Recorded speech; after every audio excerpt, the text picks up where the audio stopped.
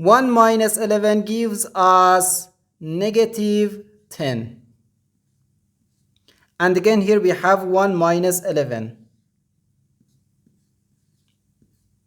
So negative 10 times negative 10 equals positive 100.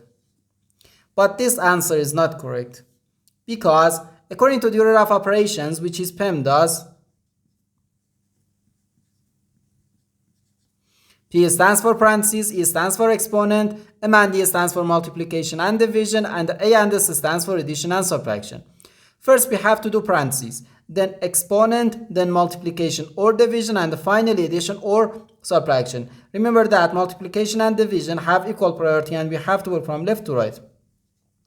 And the same applies to addition and subtraction. In this expression, we have one subtraction, one multiplication, and one parentheses. Inside this parentheses, we have one subtraction.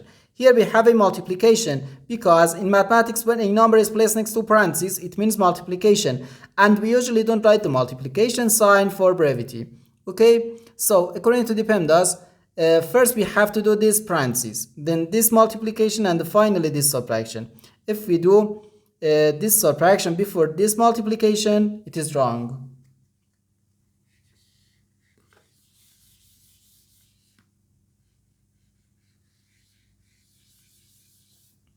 So first we have to do this parentheses. Inside this parentheses we have 1 minus 11, which equals negative 10. So 1 minus 11 then times negative 10. Now we have one subtraction and one multiplication. According to the PEMDAS, multiplication has higher priority than subtraction, because multiplication comes before subtraction. So here first we have to do this multiplication. 11 times negative 10 gives us negative 110. Negative 110.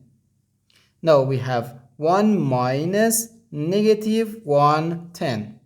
Now negative times negative gives us positive. So we have 1 plus 110, which equals 111.